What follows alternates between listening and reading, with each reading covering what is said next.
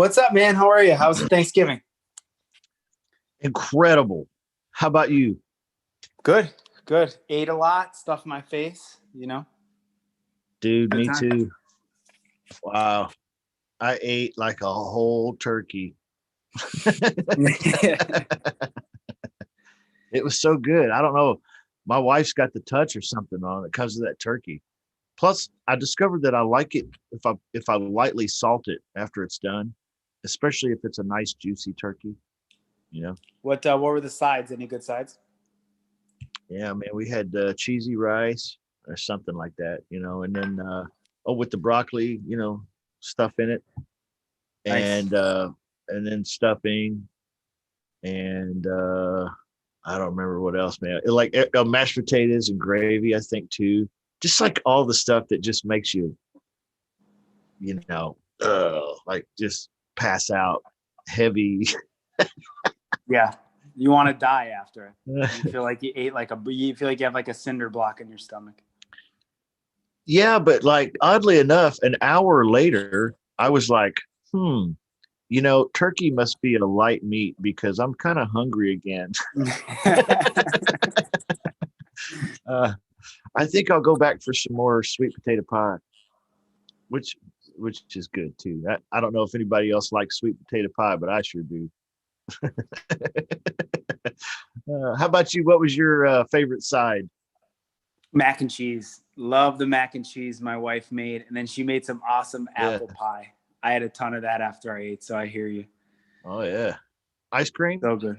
or no? No, you know what? You didn't even need ice cream with it. It was so good plain. I didn't even want to do it any injustice. I just ate it plain. It was so good. Yeah. Well, that's a pretty good pie. Yeah. Are you an ice cream on the pie guy? You like ice cream with the pie? Yeah. Yeah. I'm one of those people. Welcome to everybody showing up too. It's good to see everybody hopping in here and participating already. Good to see you, Aisha. Welcome. Yeah. How you doing? How you doing? Yes, I actually am one of those guys that mixes all the foods together. Ah, you're a mixer. You're one of those Yeah, guys. I'm the guy that everybody hates to go out and eat with because Yeah. I'm gonna put the mashed potatoes and the green beans with the gravy and the corn all in one big giant pile, right? Oh God, you're one of those. So yeah. Well, I mean, if you think about it, if you go to KFC, they got the what is it the KFC Super Bowl or whatever it is, and it's got chicken in it, but it's got the I've mashed actually had potatoes, those. They're the so gravy good. with Yeah. the corn and stuff in it. Yeah, Yeah. and they are baller. So I'm not the only one out there, but a lot of You're you, just the only one that will admit it. That's yeah, a right. lot of you mixers out there are afraid to go ahead and chop it up with us and let us know. And Yeah. You guys got to stick together. so I'm looking forward. That's a great holiday. I love Thanksgiving. I'm looking forward to Christmas too. I love the holiday season. It's my favorite time of year. What's your favorite holiday movie, Bob? Holiday movie. Yeah. Oh, I got to give it to Home Alone 1 throwback. Got to Dude, give it to Home Alone it's 1. it's legitimately one of the best Yeah. holiday movies, if not the best ever. What's yours? I have to say my all-time favorite is the Christmas Vacation Okay. Okay, that's a with good one. Chevy Chase. That's Yeah. we watch that movie year round. I mean, throughout the year. What's the one with the kid and the BB? That one's good too. That's a classic. The A Christmas Christmas Story, is Story. it? Yeah, Yes. that's a good one. Yes, that's a great one too. But one of my favorites is also Planes, Trains, Automobiles. Super good. But that's kind of a Thanksgiving. I don't know if I ever saw that one.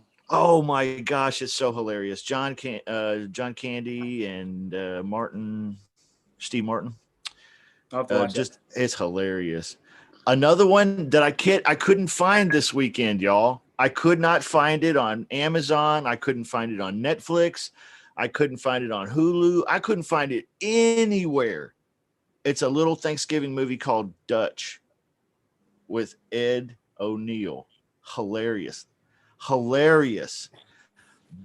one of the best holiday movies. John Hughes, funny stuff. All right. What's going on in the world of short sales, Bob?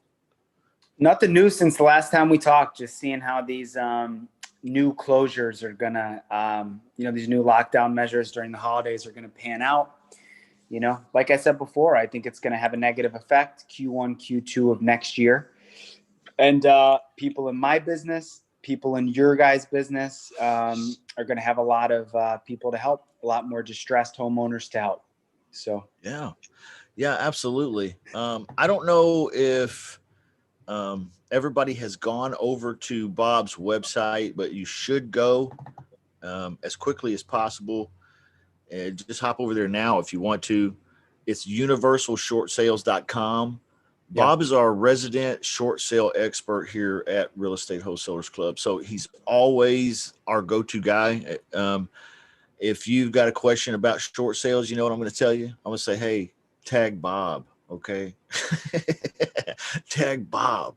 Bob is the expert. So he's a great support structure system that we have here for that particular technique. And when you run across these folks that have they're underwater and they also are in default, so that means they owe more than the property's worth and they're behind on payments and the bank's getting upset about it.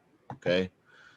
And if that's the case, then that's a potential short sale. So Bob, if you go over to universalshortsales.com, he's got an ebook. Okay. And I pulled it up here. This is what it looks like. And this is about it's just a short little booklet. It won't take you more than, 3 minutes to maybe 5 minutes to get through it. But it'll actually walk you through the conversation with the homeowner when you find a homeowner that's in that kind of scenario. Okay. So universalshortsales.com, that's where you go and you hop on his database, basically is what it is. It's free. But what it'll also do it'll allow you to submit these type of leads that when you find them, since you're a wholesaler or an investor and you can't do diddly squat with this besides a short sale.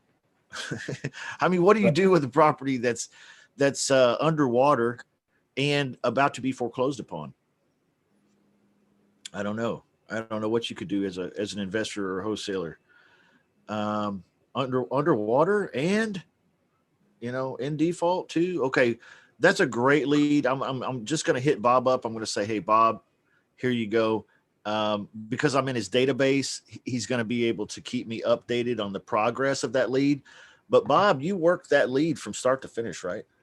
Start to finish, yeah. And just like Justin said, these are leads that are completely dead. I don't want your leads that you can make a whole bunch of money on. I don't want your leads that you could wholesale, fix and flip. You guys keep that for your core business. I'm just another tool in your tool belt. That's it. Whenever you have a lead, can't do anything with it, but it may be a good short sale, just go on my site, fill out the form. And like Justin said, I keep you updated. And, that's the one thing I pride my company in.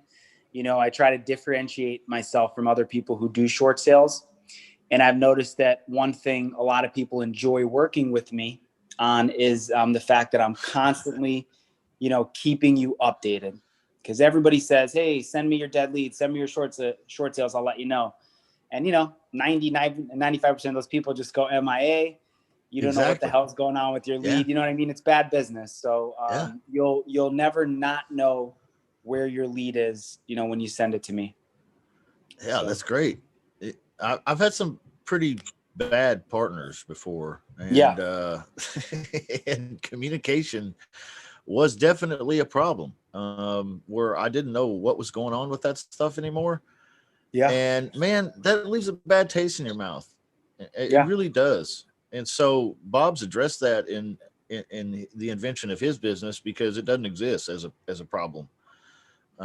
Keeping you updated. I didn't even, and the crazy part is I didn't even mean to do it. I wasn't even thinking about it. It's just how I would want to be treated if I sent somebody a lead. You know what I mean? Yeah. So that's just how I do business. And as my company grows, I have, wholesalers that like send me leads, reach out to me, and they're, thanking me, and they're like appreciative that I keep them updated. Cause most people don't, but like, it's not even something I was thinking about, but now that people are like, oh my God, thank you for keeping me updated. I'm like, oh, I didn't even realize it was a big deal until now. You know what I mean? Yeah. Yeah. So, Yeah. You're just a good guy, dude. That's well, it. We love you around here, Bob. You're a great guy. And I love being here. This is my favorite group. I say it all the time. The value you add is it's different, man. What you bring to the table is different. There's thousands of people that teach wholesale courses and do networking, but just the way it's so engaging, and people really react to it well. So whatever you're doing, it's the right thing. It's adding value. Dude, I love this group too. This group is awesome, and it's just getting better by the minute, it seems like. And it's the people that are here. Yeah. It's what it is. It's incredible. So thank you for saying that. Bob, you're a part of that. And you've been a part of that since the ground floor, man. So thanks for coming along on this ride with me. It's a lot of fun. And guys, again, if you haven't gone to universalshortsales.com, please do. Okay. Please do, because you don't want to try to remember what that is when you call some leads this week and one ends up being underwater and in default. Oh, what was that website? And then, let me message Justin. What was that? I'll tell you again, but gosh, just go there now. All right. Any questions for Bob today before we let Bob go on with his life? Any other questions? Anything else for Bob? All right, guys. Bob, have a great week. We'll see you soon, dude. See you later, guys. See you next week. And like I always say, feel free to text me or tag me in the chat you guys have. If you have any questions, you don't have to have a lead. I'm happy to answer any kind of foreclosure, pre-foreclosure, whatever questions you guys have. So, all right, guys, later. Hey, man, have a great one. We'll see you. Take care. Hey, did you have turkey? You had turkey for Thanksgiving, right? What's that? You had turkey for Thanksgiving, right, Bob? Yeah. Tons of it. I got tons of leftovers. So that's literally what I had before I hopped on the call. So if you have turkey for Thanksgiving, what meat selection do you choose for Christmas? It's always a debate around here. I don't even know, to be honest. I don't think I pay attention. We have lots of pasta for Christmas. I don't know what kind of meat selection. Really? Pasta? Ham, maybe? Yeah. I was a part of a family one time that did soup. And I was always like, soup. Yeah, I don't know. I guess I don't pay close enough attention, to be honest. Okay, dude. I'll have a good one. I'll see you later. Great to see everybody. Thanks for being here. And we've got a lot of great things planned. We really do. It's good to see Mark. Good to see Steve, George, Harold, Aisha, Sandra, and Rick. And there was several others here that had to drop out. And man, you never know what's going to happen on this show. This show's is pretty wild and wacky sometimes, but we do have some really cool stuff happening. I want to show you guys. Well, let me take 60 seconds first, and I want to explain to you what I'm wanting to do here and why I think it's important and why I think it's going to be better for the club, okay, and for our individual growth, okay, in our businesses. And what I'm talking about is kind of a slight restructure. We're doing the 12 o'clocks Q&As, but I want to take Mondays and I want to make them more focused on, at least for the next 60, 90 days, let's say, make them more focused on lead gen. Okay. And I actually want to do lead gen right here in front of you every week. And like I said yesterday, maybe even adopt a kid out of the club and just give you those leads for the week. Okay. So make it where Monday is like Marketing Monday. Tuesday, we can do more talking about getting our business set up for the week, Q&A, more things about, your business. Wednesday is going to be role play, of course, with Victor, and like always. And then Thursday, we have live seller calls we're going to start launching. Okay. How cool is that? Live seller calls on that Q&A. Okay. So that'll be Thursdays coming up starting next week. And then Fridays is Arturo. But in other words, I guess what I'm getting at is I'm kind of, my daily routine that I tell everybody, hey, that it's Scraping Sunday.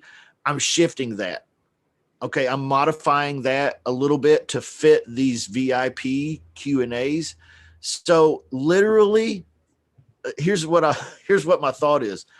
Literally, if I make this shift a little bit in the schedule of the daily routine, Scrape on Sunday, Marketing Monday, if I shift it a little bit into the week, I can actually make it line up with VIP Q&As. Okay. And I can actually just say, hey, this is what you should be doing today. And then we go do it together. Okay. That's what I'm getting at. I hope, long story short, guys. Anyway, it finally all fell out of my face. I hope it made sense. I want to show you, since I, stutter a lot and everything. Here is the graphics. Okay. Marketing Monday. Are you seeing this, or do I need to share screens? You guys see this?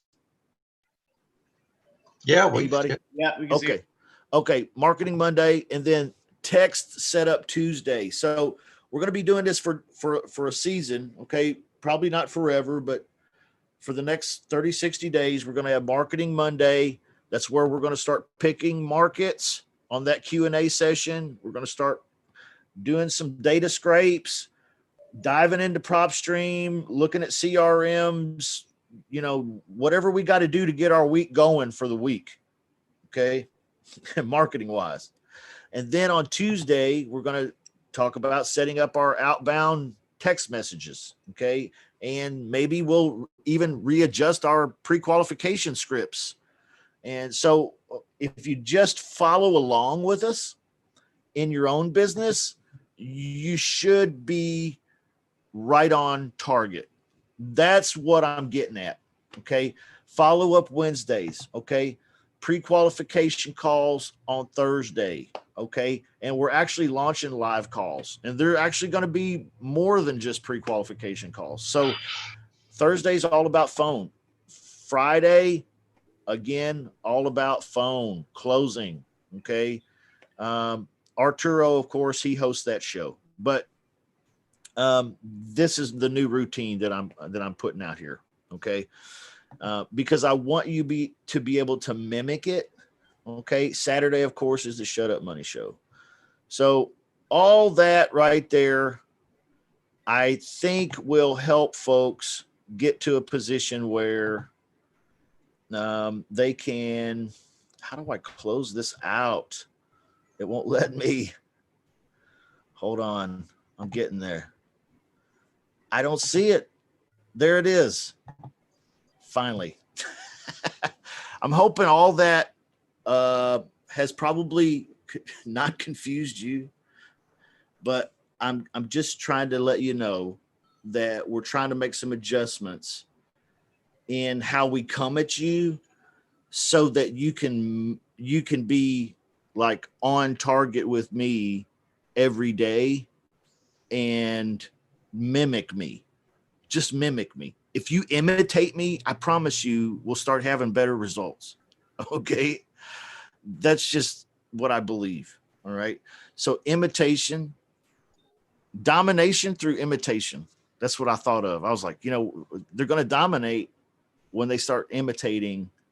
And how can they imitate if I don't put them on a better routine and be available on those days to target those concepts? You see where I'm coming from? So I don't know. Anybody got any thoughts or comments on that? Everybody's like, shut up about that already. Hey, Justin, I had a quick idea for your Marketing Monday. Yeah, please do. Because you were talking about maybe you would generate a bunch of leads, right? And then give them out, right? Yeah, maybe. Yeah. What about this? What about if you took those leads, divided them up equally into the group, let everybody make those calls and turn it into a contest and see how it works out? I'm okay with that. Yeah. I'm just a thought. I And think then that's okay too. Yeah. I'm okay with that. And maybe we do different things with it different weeks, and that would maybe be one week, or maybe we continue to do that week after week. Mark, what do you think? That's a pretty, you like that idea? Yeah, I love it. I always like it. I mean, I'm kind of thinking the same thing on the calls on Thursday.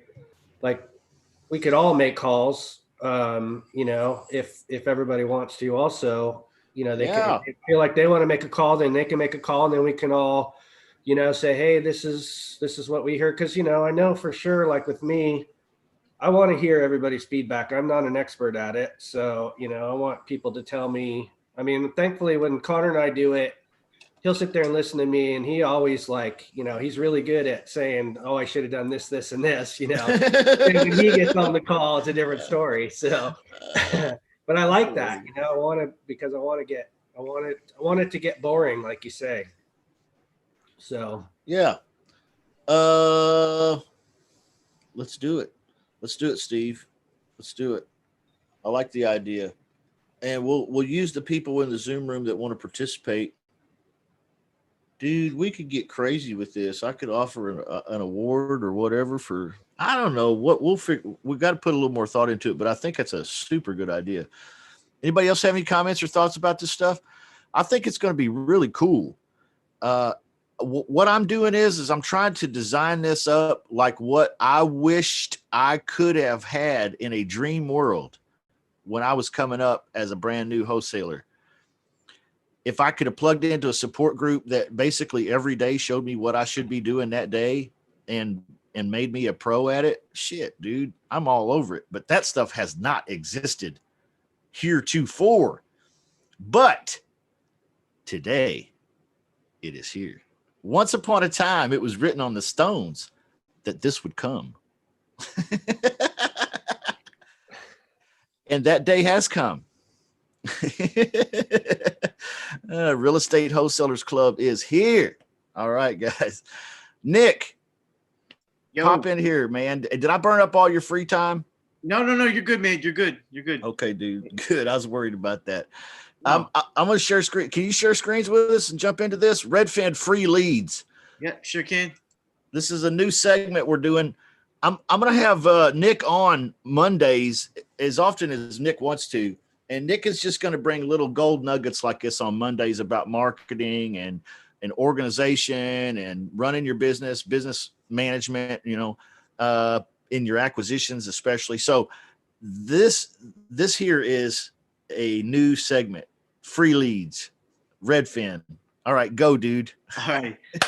So, and thanks, Justin. Yeah, it's pretty cool. You can go into Redfin here, and just like how you would with Zillow, you would go into putting your filters in to look for specific properties, right? And on this one, what I use Redfin for is to target expired listings, whether they be 60 days or 90 days, and how you would do that, and just target the bread and butter houses, the 3 bedrooms, 1.5 and plus baths. You go in here and set the prices. For there, I put 100, 450, but really I would probably put like 125 as the lowest for going for lease purchases. But you can leave it there. And then on the other filters, you put in 3 beds, put a 1.5 bath. Make sure you put a house. I mean, you can't put condos and townhouses, but I'm just putting houses. Make sure that the for sale tab here is on. And then right here, time on Redfin. You can select 60 days or 90 days or even more than 180 days, however you want to see fit. And then real important, on year built, I'm putting, really sometimes I'm putting either, no more than 2017, sometimes 2010. But more than likely it's just going to sit at 2017. So I'm getting all the properties up to that point, and I'm avoiding all like new construction and everything else. Okay. And the cool thing is it already says out of the Dallas area, there's 170 homes that meet those filters. So I just apply the filter, and you got them all right there. Now the cool thing is you scroll at the bottom, and where it's free is that you can download this into a CSV file, and that you can import and export into your whatever you use for skip tracing, whether it be automated REI or batch skip tracing, whoever you use. You can just make sure that the columns are matching their requirements, and then you've got the sheet that you can just upload and get the information that you need. But it's mainly targeting the realtors. So you can put this through text blasting if you want to find a way to get the numbers. Or if you have a VA, have your VA make a list of all the numbers for you, and then you just put that through automated REI and text blast them all, a message tailored to real estate agents, and you've got 170 that you can just do, in a matter of minutes. Yeah. Yeah. That's good. That's cool.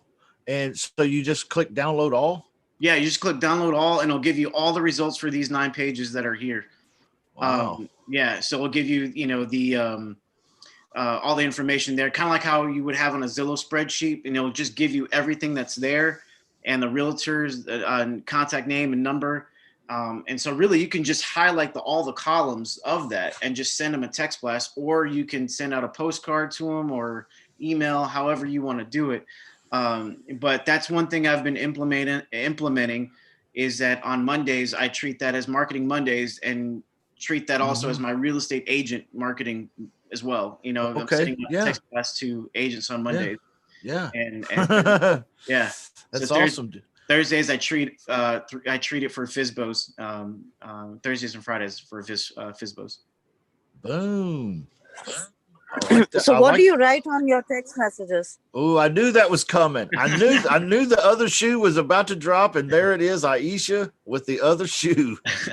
Yeah, I'll just say, like, hey, I noticed that the property for your client is still on there. Just want to see if they'd be interested in doing anything creative on a lease purchase. Was that possible?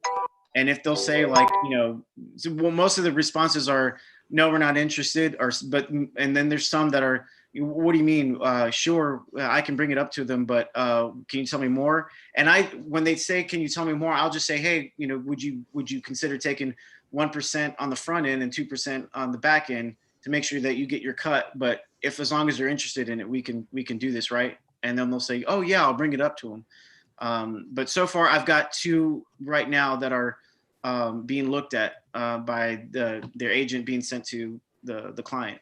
So, and I just kind of sent out the messages yesterday. So hopefully, one of those can go through this week. That'd be awesome. But yeah, that's usually what I send out to them.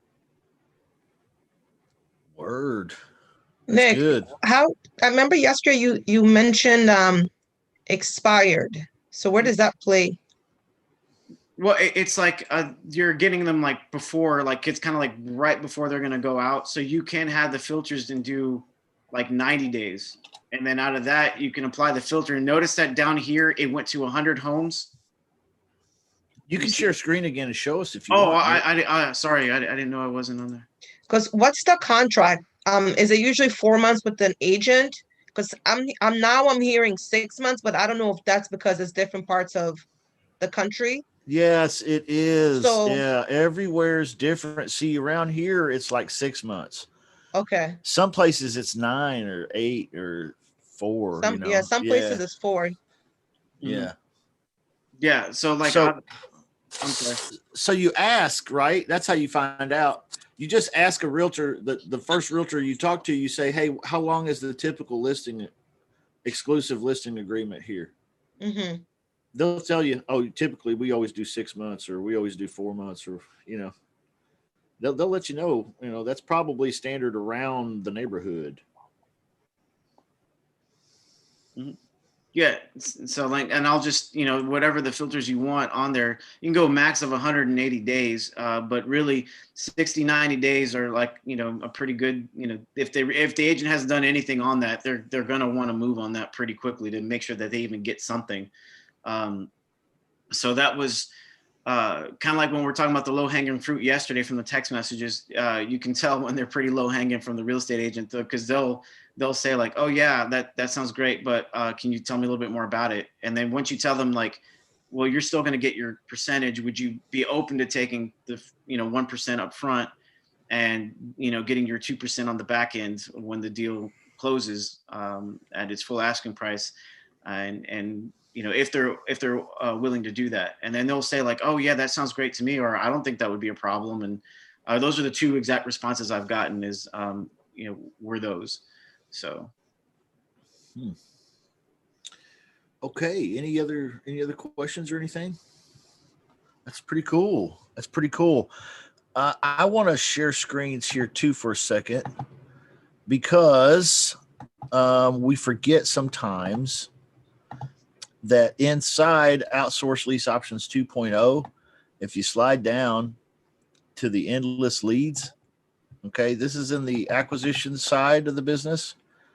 If it's how to have endless leads, okay, in the automated REI training, including getting wholesalers leads and building realtors networks, if you click that button, it'll open up a Google document folder. And inside that folder is some tools for you. There's a folder in here called Build a Realtor Network. And here's a for sale by owner and for rent by owner text message. So that's for sale by owners and for rent by owners, but I'm talking about realtors. So I'm going to click this button here, go into the Realtor Network folder. And here's the text message to realtors. Okay. Modify this. Don't send it out word for word, but this is the gist. Okay. When I do it. All right. And there's a 1,000 million different other text messages that will probably work, but this is a basic text message you can use to hit realtors up like that. And notice it's more about the money. Hi, I'm Aisha. I buy homes when the seller can consider something unique. Not every home will sell in the market or in the time frame you or your client would like. I am a buyer of homes in this area that I keep for investment properties. I don't lowball on my offers. I give your seller close to 100%. That's a lot of words. You might have to edit this down a little bit, but that's the gist. It's a lot about them getting paid, the client not getting screwed, So there's that. And then let's see here. There is a referral agreement. Okay. If you do end up getting in a position with a realtor where they're sending you tenant buyers or they're bringing you properties, you're going to need a referral agreement. So there's one there. Okay. And then there's an email. Okay. This is also educational. Now, just because it says email, I don't want you to think that this is the only email that you can send. Okay. Or that it has to be email. All right. This is actually a pretty good outline for a good conversation starter. If you get on the phone with a realtor, okay, you can ask them about any properties that they may have, or do you have properties listed? I was wondering if you had homeowners that have considered the possibility of a lease with an option to buy. Okay. When your seller says, I don't know what this, when your seller sells their home to me, your commission is paid in full. Okay. So these are some nice bullet points for when you're conversing with a realtor. So this is in there. It doesn't have to be an email. Okay. So kind of buff up the realtor game, I guess is what I'm saying. And that's a way, some tools to get you started in the realtor game. I recommend in your local market, especially, okay, if you're virtual, it's going to be hard to have a realtor network in every city across the country. Okay. There's some companies trying to do that. And they got a lot of money and they're even having a hard time with it. Right. I mean, that's a big lofty goal to have a network of realtors in every area. Okay. Maybe in a couple, 2 or 3 or 5. Okay. But that even then in my experience, that would be a pretty lofty goal. So choose your home market especially for this technique, and build a little realtor network where you live. Okay. If you're trying to do deals where you live at all, this is a great plan, because realtors do have properties that they can't sell sometimes. And what happens when they can't sell? Somebody tell me. They call you. Yeah, sure. And then what happens when I get a property as an unlicensed real estate wholesaler doing pretty house business? What happens when I get a lease option property under contract? Can a realtor put that on the MLS for me? Yep. Is that possible? Could I have a partner in the business, so to speak, that's a realtor in town that could even put my deals on the MLS? Is that possible? Rick, you're a realtor. Is that possible? Rick's not available. Okay, that's all right. But realtor networks, very important, especially in your home market. So don't neglect that. I think that's a great thing that Nick is working on, and that's a good way of getting some leads too. So thanks for sharing that, Nick. Any Yeah, questions or anything for Nick or me or anyone about this realtor? I think that's I've used the email one, Justin, so Uh-huh. far. I haven't Okay. gotten a lot of, I only got one response for it, Okay. where the realtor was actually interested, because she knew that she would still be getting paid. Mm-hmm. And she presented the offer to the homeowner. He liked the numbers and everything, but what was confusing him, and I wish I could talk to him directly, but I couldn't, obviously, because the realtor was in between us, Yeah. was that he couldn't understand why we both would be marketing and doing the same thing. That's what he kept on getting hung up on. That's what the realtor was bringing back to me, was that he was just so confused, the fact that you're going to be marketing it just like I'm marketing it. That's what the seller is saying. So he kind of doesn't understand what you would bring. Yeah. Yeah. Yeah. So I So didn't know what to say back to her to Yeah. kind of. yeah. Yeah, here's what I would say, and I don't know if it would work or not. Okay, but this is what I would do.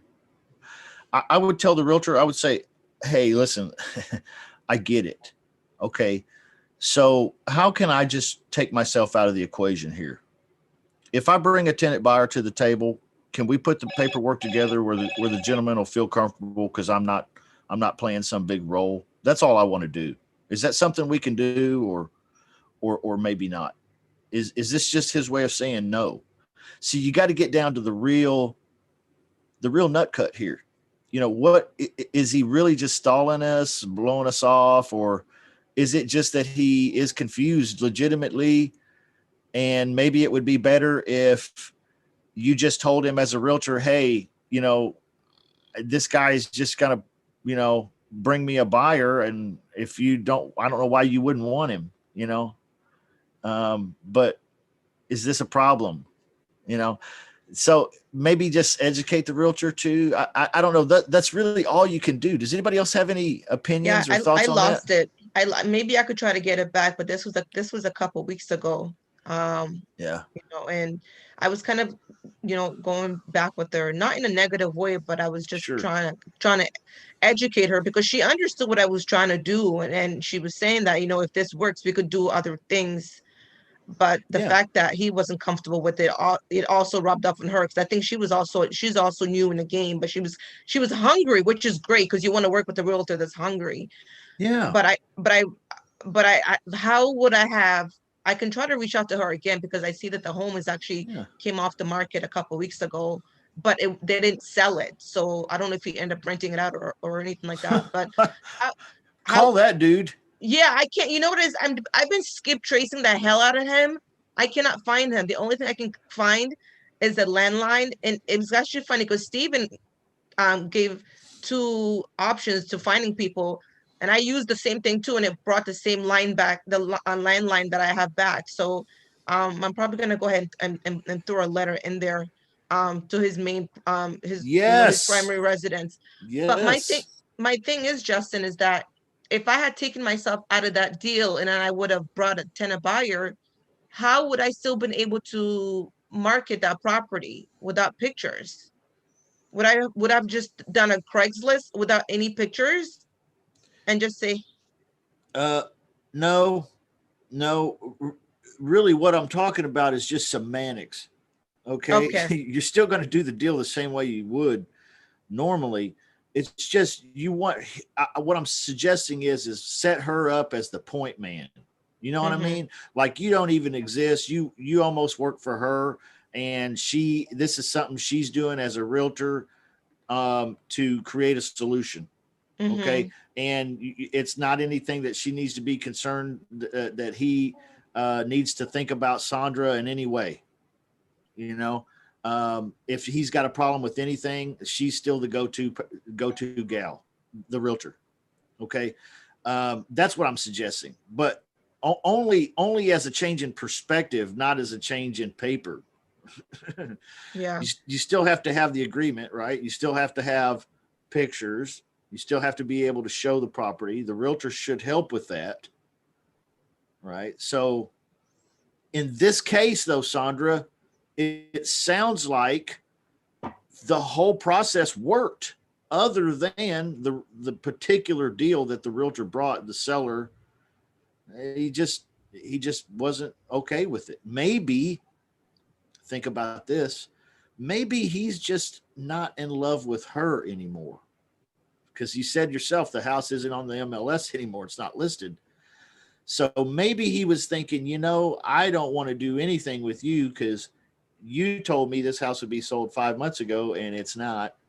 And now you Yeah. got this different idea. You know what? I'm just going to bide my time. In 2 weeks, you're going to say, I'm going to say bye-bye to you and I'll do whatever I want then. Okay. yeah, So maybe it had nothing to do with Sandra. So if you send him that letter, you might get a phone call. okay, because it was down there for 6 months for a long, long time once I started. So, but I think also what Nick was Yeah. saying is that I didn't get a lot of reply back on email. I think that when it comes to realtors, their emails, they're probably just looking for the emails for the contracts. And I'll tell But you another thing. I think the text blast is better, maybe. Yeah, I think so too. And Yeah. that email is too formal. Okay. Right, right. So you gotta, like I'm a professional in the real estate business, and I won't read an email that damn long. Be honest Yeah, with you. yeah, You know what I mean? Mhm. It's written kind of like it's an ad or something. You know what I Yeah, mean? So you have to really dumb it down and make it more real and make Yeah. it shorter and to the point. I think that may help a little. okay. All right, thank you. Yeah. Hey, Justin, do you think he's concerned? He doesn't understand that he has to pay 2 marketers? Yeah, but if I was going to roll the dice and gamble on it, you could be right. That is a possible scenario, but my guess is that the dude just simply doesn't like that realtor anymore. Yeah, because the package I sent over was pretty clear in terms of what the pros and cons were, were for him as a seller. The fact that I'm not a realtor, so I don't charge commission. So it's very, like a well package. And it also, the last page, I also had references on there in terms of what I used for the tenant buyer to be pre-qualified, the company that I use with the mortgage broker, a tenant screening, and a credit repair person. So I had that on there in the last page. So it's like a decent package that I kind of send out along with my offer letter. That's, so he understood, but I just tried and I had multiple conversations with her, and she was just like, like, it's not personal, Sandra. It's just he's not comfortable. So I said, okay, I don't want to ruin this with her in the future for other things. Let me just let this one go. Yeah. Remember, there are no shitty prospects, only shitty salespeople, right? So that means that to him, for whatever reason, she's a shitty salesperson. She did not sell that to him. Yeah. The problem is in her, not the deal. So definitely, like you said, I applaud you. Boom, just really sharp, Sandra, and taking it right to the goal. skip trace the shit out of this guy, email him a letter of interest or an offer or something, but try to spark that conversation with that guy, because I bet you it had, like she said, it wasn't the offer. It wasn't anything personal. I just don't like you, realtor. I want you out of my life. I bet that's what it was. Man, I have seen a lot of homeowners. I have been the homeowner that had a realtor that didn't sell the house. And 5 months later, I'm sitting there going, dude, why are you coming over here to my house again, smiling and acting all chummy, and you ain't got no offers? Ain't nobody looked at the house. Screw you, dude. That's life. That's the price that realtors pay. But man, that happens. And these homeowners, it's like a bad relationship, and you just don't even want to talk to that person anymore sometimes. Really. So I'm guessing, I would bet, I don't know. Keep us updated, because that's an exciting story, Sandra. Yeah, hopefully he didn't rent it out. I'll drop a letter today and send it out. So Absolutely. When did this all happen? this all happened. I think it was earlier this month? Yeah, it was earlier this month, because I think the last time I spoke to her was it was November 13th, if I remember correctly. I made a note in my CRM. So this was recently. And then a week later, the property was off the market. But like, again, I don't see that they sold there or anything like that, so. Well, good. Sounds like a hot one. Sounds good. Anybody got any comments about that one or questions for Sandra? That's a great one. Anybody else have any questions? Anybody else have any comments about working realtors? Rick said he was on the phone with an attorney. Hopefully that's a nice attorney. You know what I mean? Does anybody know what I mean? Nice attorneys. Yeah. I don't want to talk to any mean ones. Yeah, but I have a few times in my life. Anybody got any questions out there? What's happening in your business? George, Steve, good to see you again. Harold, Mark, Nick. Nick said he had to go check in on work. Aisha, Sandra, Joe, Anthony, Aaron. Maybe we got a good group here. What are you guys working on? What's happening in your life? George, I saw you on mute. Yeah, I got a problem with automated REI, and I sent out like 88 test methods, and they all failed. Okay. So I messaged Tusi yesterday, but he said something about they have to get rid of all the non-working numbers, because I had a skip trace, and each one of them had like, at least, I guess not all of them, but all of them had the first wireless number, but some of them didn't have a second or third. So I don't know what he means by that, but they all failed, and kind of slowed down my momentum. Really. So where did you get the data? Where's the list from? The data is from PropStream. Okay. What he's saying is what Tusif is saying is when you skip trace a list. Let me see if I have one on my desktop and I can pull it up. If not, I'll just explain it to you. Let me see. I got one that says custom list. So we'll see if that's the one that I've deleted everything, or if it's raw. Yeah, I deleted everything. Okay. I'll share the screens with you anyway and show you what I'm talking about. When you get a list and you download it, of course you export it to some kind of Excel or CSV delimited, file type. So you can basically a spreadsheet. All right. When you get the spreadsheet, it'll come back looking something like this, except it'll have a whole lot more columns, like G through ZZZ, you know, it'll have tons of stuff about that person or about those people. And one of these columns here will say wireless 1, okay? And under that will be a bunch of phone numbers. And then G will be wireless 2, you know, H will be wireless 3, and then I will be landline 1, and then J will be landline 2, and then K will be landline 3, okay? So there's a possibility for 6 different phone numbers for this one guy, okay? Vicente Galicia. I now have 6 different phone number possibilities, okay? For example, if I text blast, it doesn't make much sense for me to text blast the landlines because they won't get them. Yeah, I didn't do that. Right? Yeah. So you have to text the wireless ones, and here's what I do. I text them all. Okay. Right. I text them all, meaning wireless 1, wireless 2, and wireless 3. Now That's what I did.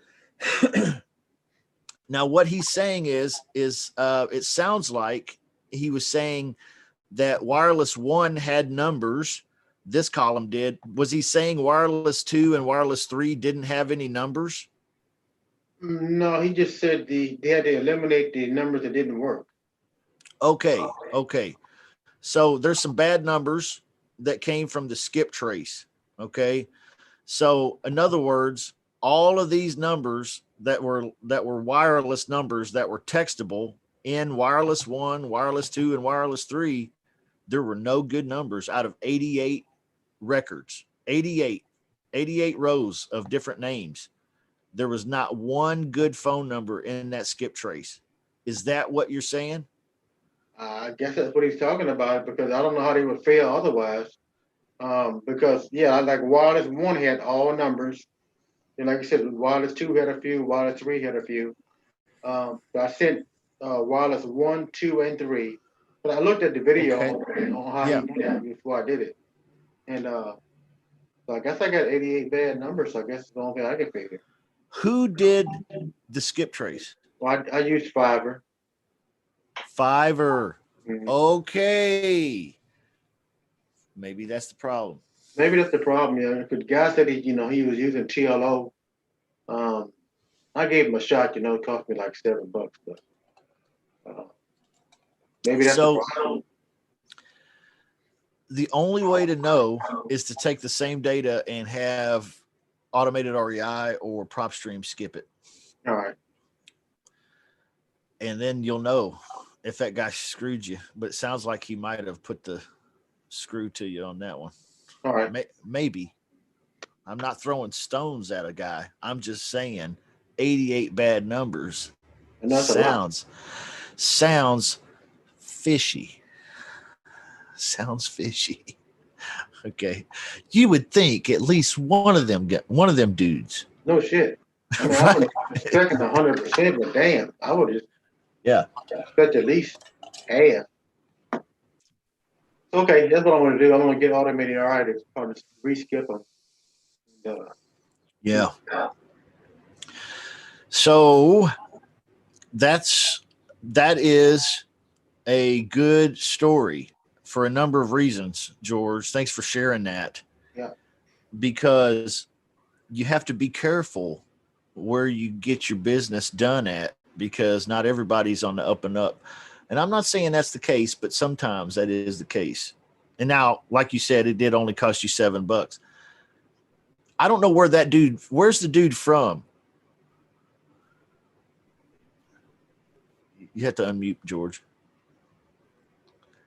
Do you know where the guy from Fiverr's from? Where the VA's from? Bangladesh. Bangladesh. Okay. All right. I've been had by some Bangladesh VAs before. Okay. I can't say all Bangladesh virtual assistants are bad, though. See, that's not right either. But I'm telling you, I've also had some virtual parties with some Bangladesh virtual assistants. Virtual parties, meaning they were having a village party and they were dancing, and there was chickens and stuff running around. And it was all on Skype, and I was on the video too, and everybody in the village was saying hi. Okay. I loved it. It was really, really cool. All right. I don't recommend that. I don't recommend it. Yeah.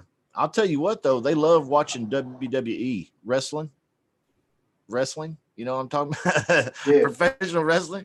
I gave my virtual assistants the passcode for their for a WWE Universe subscription, so they can watch all the pay-per-views.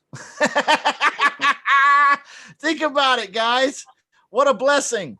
Oh, what a blessing for those people. They love that shit.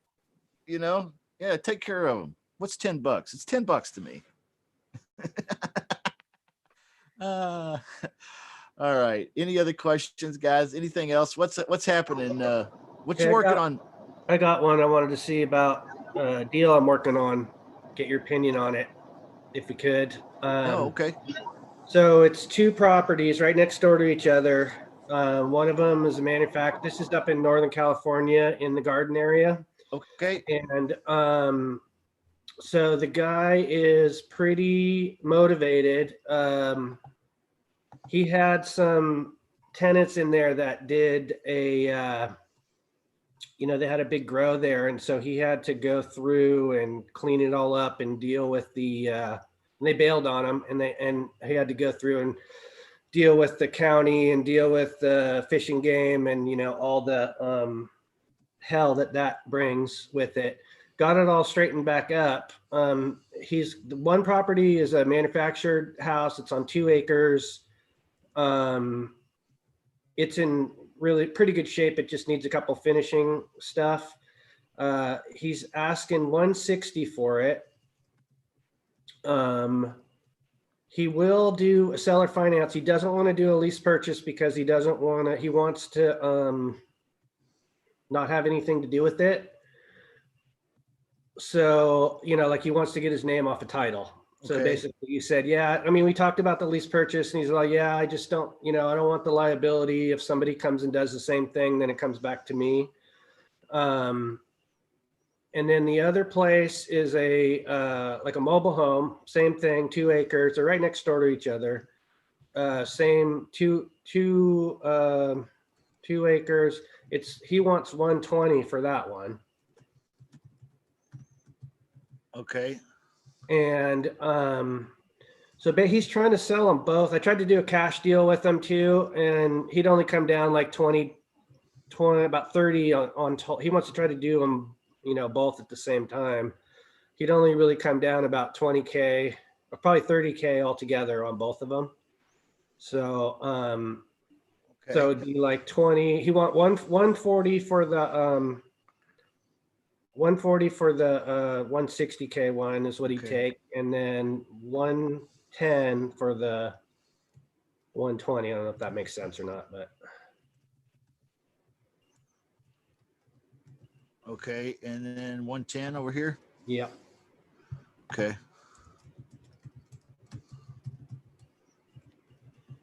Okay. So there is some possibilities for cash buyers, that want to garden there, but it's probably not enough, it's not like I could jack it up. I don't really think the cash offer is going to work. So what he told me yesterday is that he wanted basically 35 down for both of them. Oh, okay. Yeah. Okay. For each or combined? Altogether. Okay. That's the first problem I see. Uh-huh. And that is that he's wanting to do both of these Kit Kat and Caboodle. Right. Problem is, you're going to be looking for a retail buyer, because it sounds like you're wandering through the deal towards a straight option with the guy, right? Where you contract it, Possibly.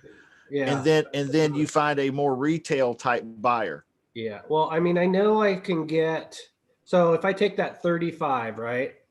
And I do, 15 or, like 20 and 15. So 20 on the, 20 on the 160 and 15 on the 110. I mean, I'm sorry, the 120. I mean, I know that I've already got people that will pay a lot more for that property down. There's a lot of cash people. Yeah. So who want those kind of things. But I guess my question is, I'm at this point kind of in my life where I don't really like to do seller finance deals. Okay. Necessarily. I mean, I wouldn't not do it, I guess, but I'm just kind of thinking, because I probably realistically could get 30 to 40 on that 160 place. Okay. The other one Yeah. would maybe only be around because it's a manufactured, but it's still livable. Okay. I would say 30, no problem. Yeah, I could get 30, no problem. Okay. So What about this one? yeah, that one would probably be, I mean, I think I could probably do 20 to 25 on that one. Pretty good shot at it.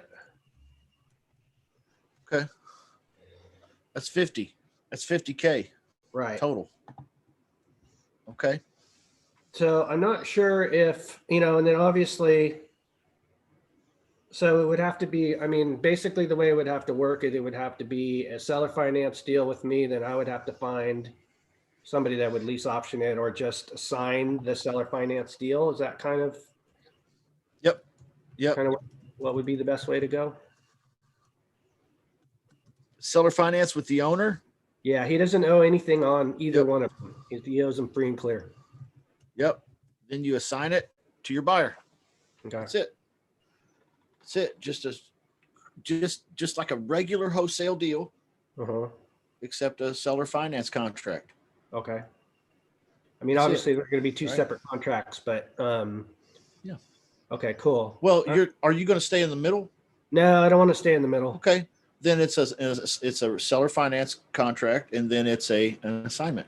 Okay. So I just That's it. put an assignment clause in the seller finance contract. That's it, dude. And or signs. Yep. Okay. Perfect. That's All right, it. that could work then. One or the other or both. Okay. Yeah. I mean, why not? Yeah. Why not? Anybody else have any thoughts or questions or comments on this one? I know there's got to be. Well, I got to hear some stuff. Let's hear what you guys I think. know there's got to be some questions. Where's the money down coming from?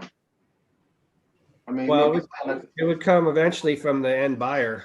okay, that's what I thought. I want to make sure. So don't you come on- so you could make 15 grand on this one. Yeah, I think so.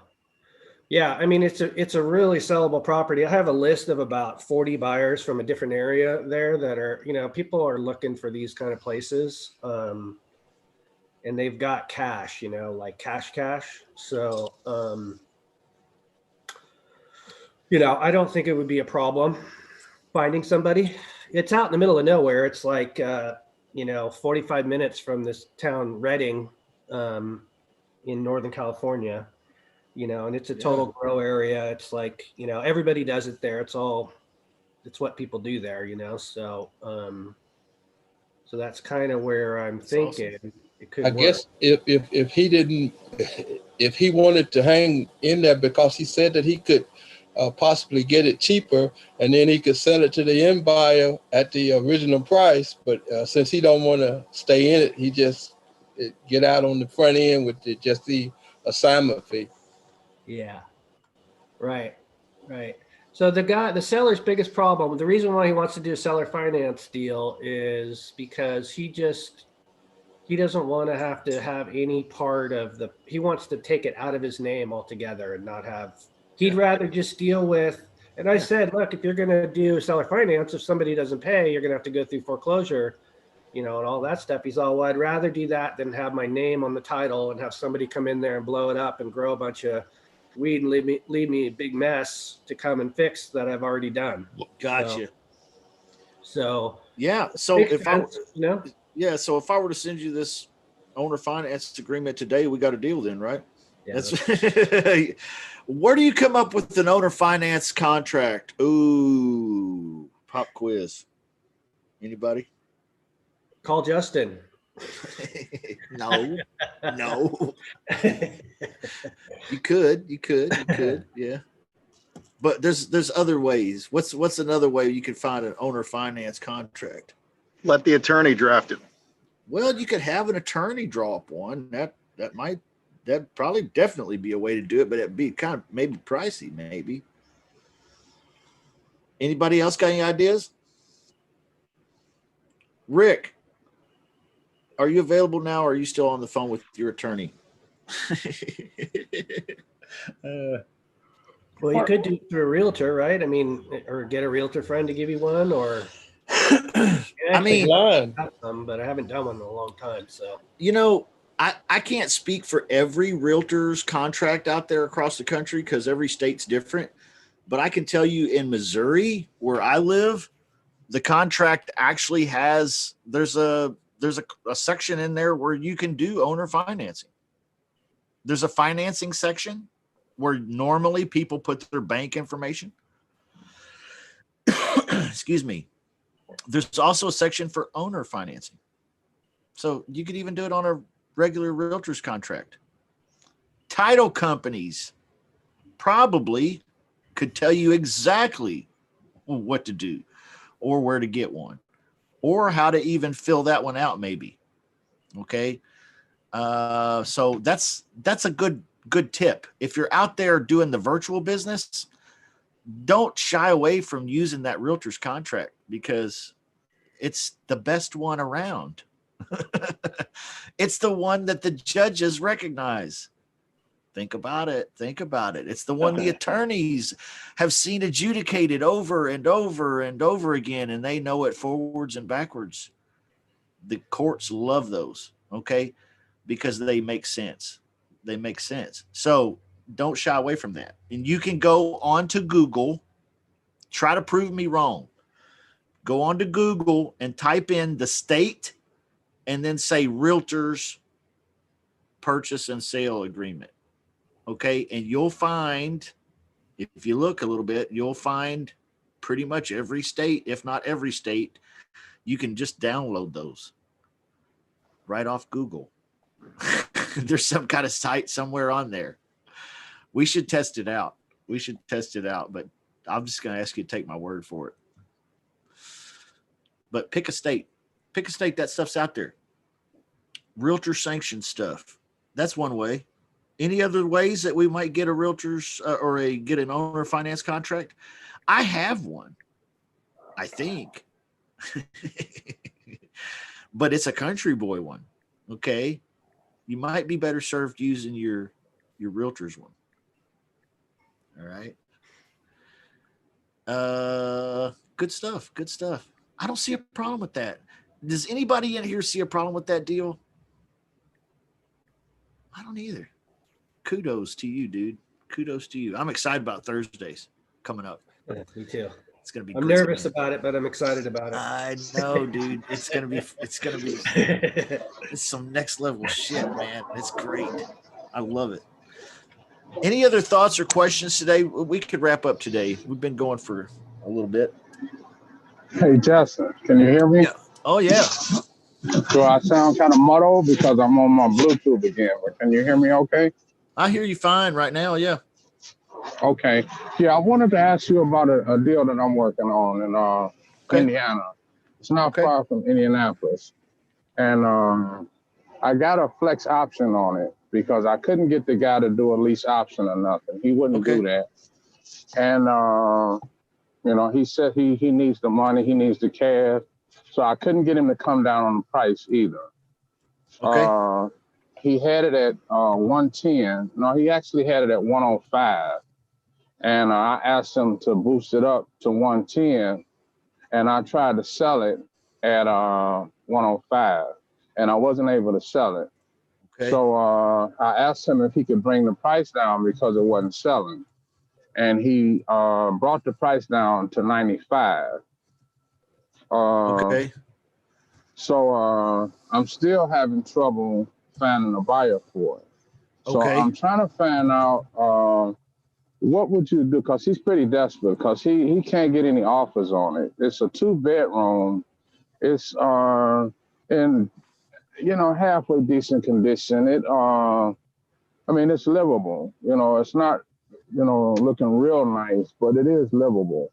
I mean, you could probably do some painting and stuff and make it look real nice, but it's in livable condition. It don't look too bad. All the mechanics are in place, but it's a 2-bedroom.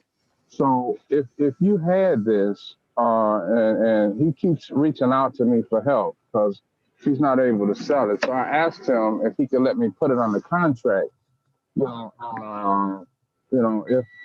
for at least 2 weeks. And if I couldn't sell it in 2 weeks, then we could just, break the contract. He wouldn't do that either. I was trying to do that so I could advertise it to investors, because if I advertise it to investors now, he's got his information on Zillow, so they'll go right around me. So how would you handle this in order to find a buyer for this one? Yeah. Does anybody have any comments or questions so far? Anybody in the room? Okay. It sounds to me like the problem is nobody makes offers on this property. Right. Now, the house is in good shape. Is that what you said? Yeah, it's in pretty decent shape. Okay. The house is in good shape. No offers. Right. Why are there no offers? Let's brainstorm. Why are there no offers on this property? Somebody help me Price brainstorm. is too here. high. Too high. Yeah, I think so too. Is it a bad neighborhood? Not bad. I mean, it's in the middle. It's not a real nice neighborhood, but it's like kind of in between. I check Trulia.com and I go to the Yeah. crime map. Yeah. If Okay. it's in the dark blue, and it'll even show you the police reports for that neighborhood. Okay. And if it says theft, firearm, car theft, okay, rough ass neighborhood. Right. That's why it's not nobody's making offers. Okay, if that's not the case, then the only other reason could be, most likely, one of two things.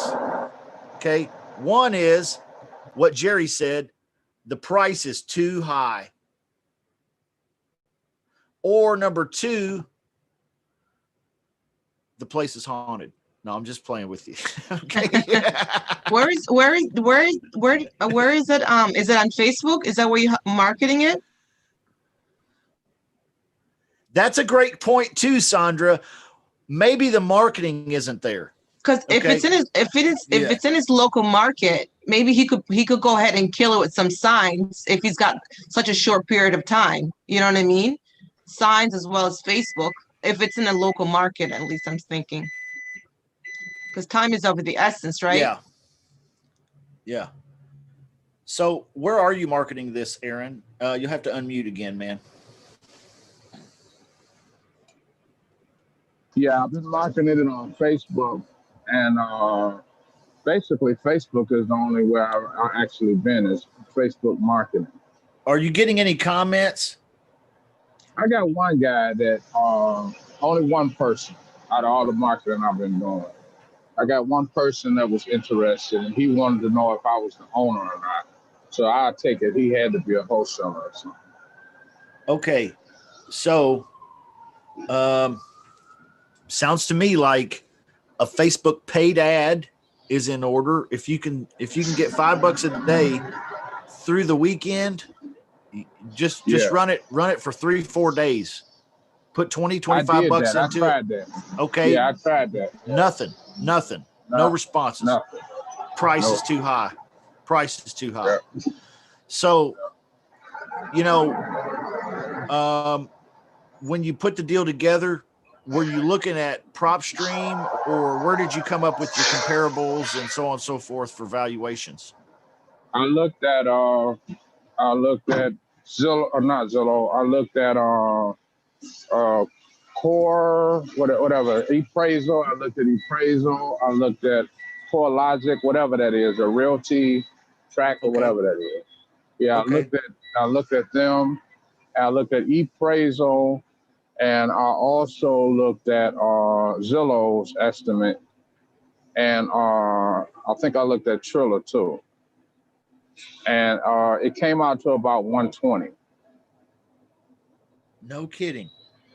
No Yeah. kidding. Comparables in the area of 120, but no responses. Man, I'd be interested in seeing your ad. Maybe we can beef up your ad. Your marketing. Maybe we can beef up your marketing. I got a one-on-one appointment with you later today. Can we look at your ad? Yeah. Awesome. Yeah. Awesome. Hey, Justin, Yeah. one of the questions he asked, how could he keep someone from going around him when he advertises it? What is your opinion of that? Well, without a contract, for sure they'll go around him, and that's what he was referring to. I think is he doesn't no contract, right? That is, yeah. No contract, just the agreement, the flex agreement. So he can, use anybody he wants to. Yeah, so he's got a flex option, which means it's a non-exclusive option, so the seller could beat him to it. That's what he's referring to. If he had a straight option, the risk is a little less than, a whole lot less actually, of somebody going around him. And then especially he could even record that option at the courthouse if he wanted to and cloud the title. He could get crazy with it, but flex option, no. So, right. If he won't do a straight option with me, he won't do anything to lock it up. So, yeah. It sounds like we need to look into the property details a little more. Okay. I'll see if I can do that with you a little on our one-on-one today too. But okay. yeah, it might be the price or the ad, one of the two. Okay. It's what my guess is. It's very very unusual for no replies or responses to your marketing. Yeah, just one. Like I said, I just got one response from that guy that wanted to know if I was the owner or not. And I didn't hear anything else from him. I see. Okay. So that is how motivated on a scale of 1 to 10 do you call this guy? I call him pretty motivated now because, the reason why I say he's motivated is because he keeps texting me and reaching out to me. Have you found anybody, and how's it looking and all of that. So that's what made me call him and ask him, if you let me just put a contract on it and just give me 2 weeks, I can get it sold. Yeah. But he said, I can't do that. So, yeah. Well, you might just write up a contract and just send it to him and let him look it over. Because the place is not selling, okay? So I would just write up an offer at a price where you can make some money and just send it to him. Either he take it or he don't take it. He might call you up a week later. If he's desperate, he's definitely going to be looking at that contract if no one is calling. Yes. Right. Or use your flex option, get your marketing changed up a little bit where it says make best offer. Okay. Get some offers, get the best offer you can and go back to him and say, look, here's the best offer I got. Right. Can we adjust our paperwork, you and me, and make this deal happen? And you can say bye-bye to this house. What say you? Right. Okay. Right. So that's another possibility. When I mentioned this before, when we did this option technique here, where we tied up these houses like this, it wasn't a traditional ugly house. It's not really discounted. It's all, but we're looking for a retail type buyer. We went all out on marketing. Okay. We went all out. We had open houses. We had banners, signs, flags, those triangle flags on strings that car dealers use. We'd wrap that around the front of the house. We'd put 10 signs in the yard. Everybody knew what was going on. Somebody was selling that house. Okay. Right. That's how we made that happen. All right. All right. Any other questions, guys? It's been a good session today. Been a little long.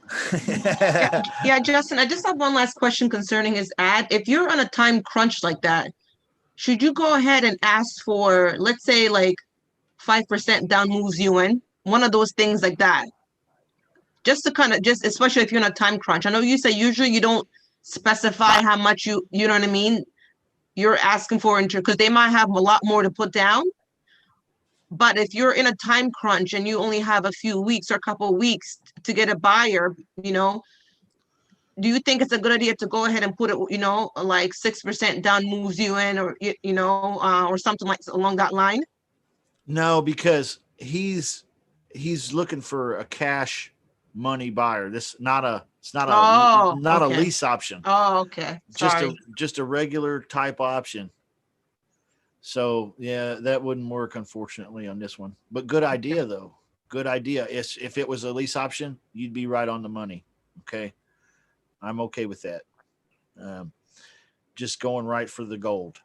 That's okay. So, any other questions or anything, guys?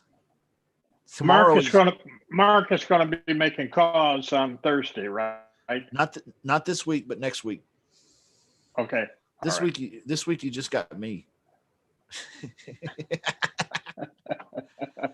But next week, so man, we're ramping stuff up around here, guys. Lock in with us and let's take your business where you want it to go. Okay.